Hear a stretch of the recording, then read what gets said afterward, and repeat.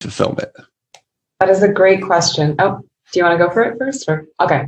So generally people are motivated to do things from one of two places, right? They're trying to get away from something or they're trying to move towards something. So I'll give you an example from my personal life. I was always a high performer, in high school.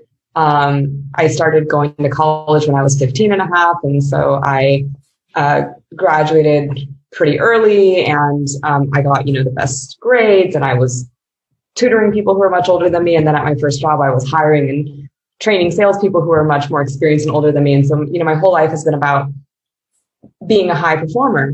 But whenever I reached the next level of accomplishment, if I got the promotion or if I got any achievement, awards, even international awards for different competitions that I participated in, I never felt satisfied.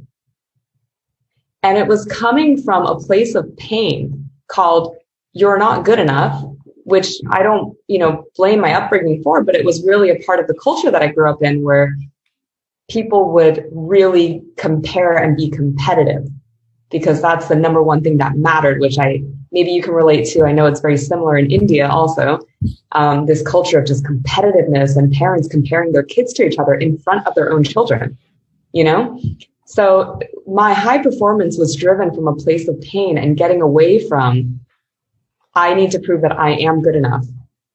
But it was never given to me. It was never something that I said, I declare that I am good enough now. And I can be satisfied and happy that I accomplished this. And that's for me. I was always doing it to prove something to someone else. And so when I understood that finally, after doing a lot of work, unlearning all of that stuff, and then relearning what is important to me, what do I actually like doing? That was a whole process in itself. Was if I could choose anything to go towards, I don't even know. I had no sense of identity at that point. I've always been doing the things that other people would say, this is good. You're really good at art, Jen. You should go be a professional artist. In my Chinese upbringing, being good at math was a measure of how good you are at school. It doesn't matter how good you are at literature or history or any of the other subjects, right? So I became really good at math. And it was never me saying, this is something I want to pursue. Entrepreneurship, it was not one of those things at the time. Now it's a little more sexy, but so now that I have something that drives me, that moves me towards the thing, which is called making a difference for people, being the smartest, best version of myself, and just making a bigger impact in the world. It's a lot more sustainable. It's very enjoyable. It's very easy to celebrate every step of the way. And it attracts people. It's exhausting doing everything by yourself, honestly. And now there are people who want you to win, who are on your side. There's no competitiveness. So did you have anything to add to that, Ganga? Mm-hmm. Yes, absolutely. So I'm going to say the same thing in a slightly different way. Great question, by the way. Amazing question, Anthony. So that gap is the difference between being happy and having everything you want, but being miserable. So that emptiness keeps coming, whether that emptiness was there for me when I got 19 3/4 out of 20 and my mom said, where's the quarter? That felt so empty in first grade. I was like, okay, is this what my life is for? First grade? First grade. I mean, forget being an entrepreneur, making money and then feeling miserable later. First grade, I was like, that's it? This is all I'm for, is just to keep getting grades and impressing my mom, my teachers, my peers, my family members. Then they'll be proud of me and they ask me to do, okay, better, right? Better, more. But what about me? What do I want, right? And so very early on, I decided that till 12th grade, it didn't matter. So I wasn't going to do well.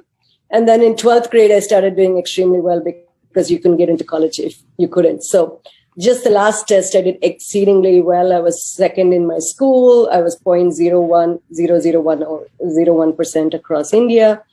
But what I got from that experience is I need compassion for myself. I need to empathize with those that are not like me, help them move with me. That helps with that emptiness, is to make people bigger with me, for all of us to go up. And when we do that, we are supporting each other. there was some quote by some great guy who I can't remember right now, but he was saying that your quality of your life and your happiness and everything grows exponentially when you're focused on helping others get there. And so when I noticed that it felt empty only when I didn't slow down and celebrate, and I let the performance flow exceedingly in one way. So I let it just knock me over, perform and get to that peak, and the rest of me was not caught up. So what I started to do was to get present every step of the way. And then it became delightful. I started enjoying my meals, enjoying my conversations, being passionate, and celebrating success. So Jen and I have a rule. We celebrate with champagne. Every single time we did something amazing, we take a sip of champagne. We slow down and we say, "This is what we did. Isn't that amazing? We didn't do that last week. We did it this week." So that's what we do to bridge our gap. And life is more a celebration now.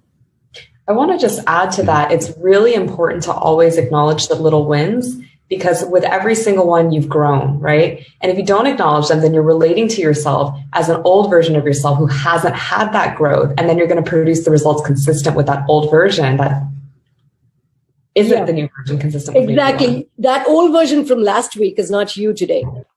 Or yesterday. Yeah. Or this morning. Yeah, exactly. Exactly. You have to keep up with your growth. And the really great thing is acknowledging the growth in yourself allows you to see that other people are not static too.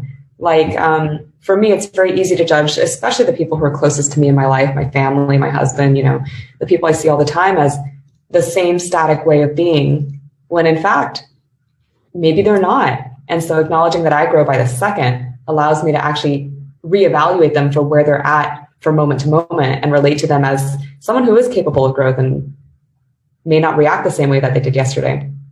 Yeah, everyone is growing. Everyone is.